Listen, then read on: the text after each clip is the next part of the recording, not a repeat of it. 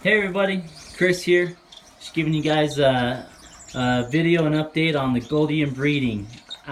So these past couple of weeks, we've kind of wrapped it up for the Gouldians. I have one pair that are sitting on eggs right now, and everyone else I have split up and put into their separate flights. This here, you're looking at the all-male flight. They do have one baby in here. It was still weaning with its dad. So it's in here, but I'll be moving it out here pretty soon. But you can see there, I have the light turned off in that back flight, so it's a little dark back there, but they actually seem to enjoy it. So there's the father and the baby right there. So I'll be moving the baby here pretty soon. And then we have the other males here that we've used to breed, and so all my other Gouldians I've split up.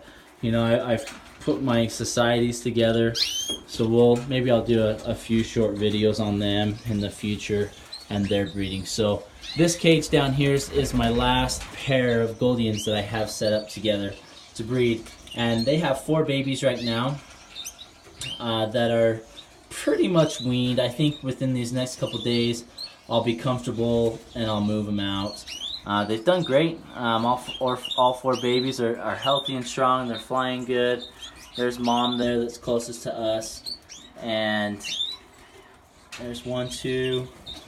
Oh, the other one just flew over. 3, 4. So they're all there. There's the other baby there. So the dad, he's sitting on 4 eggs right now, 4 fertile eggs. And what I did was, just a few days back, I had my red head, white breast, greenback pair that are split to blueback. So the pair, they were up in this cage, and I could get them to lay fertile eggs, and I couldn't get them to sit and stay on the eggs. And so what I did is I pulled out their eggs. They had laid like 5 eggs. 4 of the 5 were fertile, and these guys had laid at the same time. So I swapped their eggs out, so that these guys, that we can probably get a possibility of hatching out their babies, just to kind of help diversify the gene pool a little bit, to help maybe hopefully get some bluebacks, but also some more split to bluebacks for next year, so I can pair up my bluebacks with, just to kind of help keep some healthy genes in there. And so so the eggs they're sitting on are not their own. They're different pairs, but I hope that they can hatch them out and we can get a few chicks that way. But after they're done hatching out those chicks and raising them up, we'll be done for the year for Gouldians. So until next winter, I guess. We did really good. We have, I think, a total of 28 babies this year, so from all the pairs that we've had. So you know, and I want to talk a little bit about some of the pairs that I had. You know, some of the pairs that I had did really well for me, and some of the pairs I had didn't do well for me at all.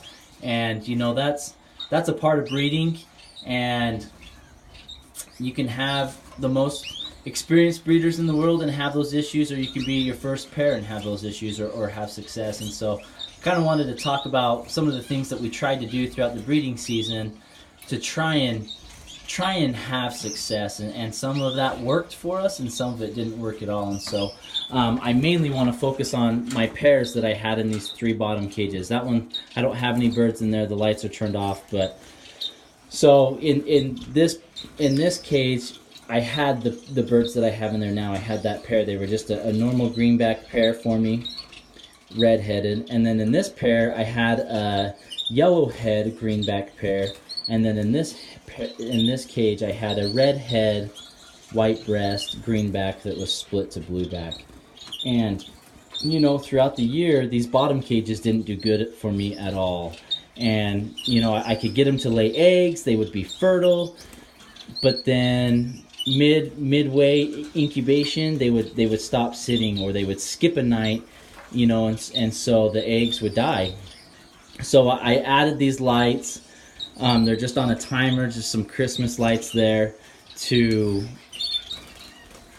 They would turn on a half an hour before my lights would turn off, and they would stay on for another half hour after my lights turned off. And so that was kind of their night light and also their sign to go to bed and to get some rest, you know, and get in the nest before the lights turn off. And so for this pair, that worked really well, and I was able to get those babies out of them.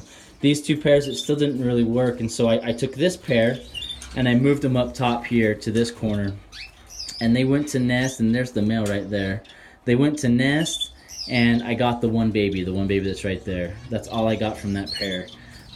You know, and that was their third time trying, so I didn't want to push it, so I separated them after that, because I didn't want to have to try and push it with them. So, you know, I got a little bit of success out of them. I got one chick out of them, but not what I was hoping for, you know. And then my split the blueback pair, I moved them up to this cage, and they went to nest right away. They laid eggs. They were fertile. I got them to sit on it for about a week and a half, and then they stopped sitting on it, and the eggs died. So I tried one more time. I swapped out the nest box. I had an open nest box like that, so I swapped it out to a little a closed nest box that just has a hole in it like that, to see if maybe they like that better, give them a little bit more privacy. Same thing. They laid, they sat for a week, and then they jumped and the eggs died.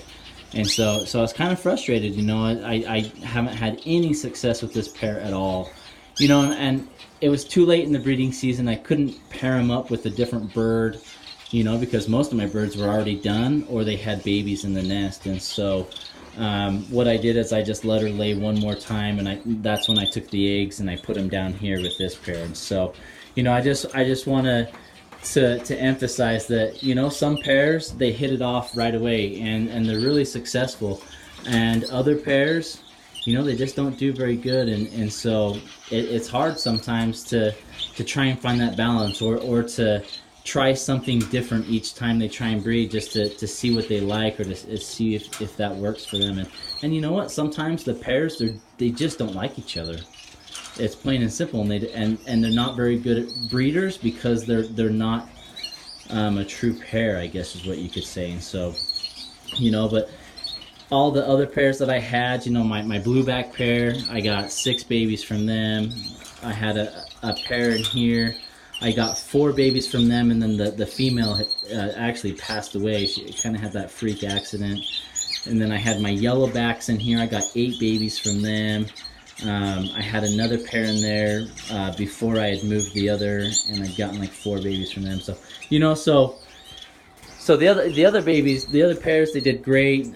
Some pairs just didn't do as good, you know. So as breeders, you know, don't get too discouraged. You know, it happens to everyone, and so just try and take notes of what they liked and what they didn't like, and the next breeding year, try and do what they liked and more, you know. So I'll definitely do some different things next year to see if they'll breed better for me. You know, my split to blueback pair, I'm not going to put them back together next year. I'm going to pair them up with blueback, or hopefully another split to blueback if I can get one, you know, to see if we have better success that way. And so, but yeah, so that's kind of been the Gouldian breeding year. We've had some good successes, and we've had a few pairs that just didn't work out. You know, it just wasn't there. And so, but I am excited for the babies that we got. Excited for them to feather up and see what kinds of colors we have. You know, we got all 3 colors. We'll show you here. I have the light off in there, so it's kind of dark. Sorry about that. I don't know how we could get it a little bit better, but so yeah, so you know, these are the babies. We got bluebacks, yellowbacks, dilutes, greenbacks, you know, and the ones that are colored out in there are my hens, because I put them in with the babies. But so, you know, everything's going good for them. We got a lot of the babies that are molting out. Got so far probably about 50%. I've counted about half males, and the others I haven't seen yet, or I know are females.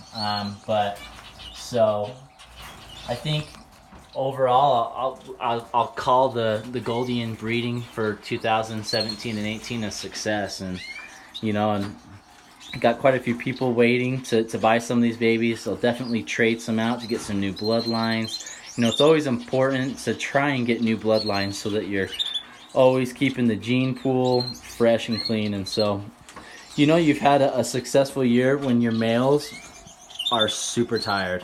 These guys are tired. They've just raised a lot of babies, and they know that it's resting period now.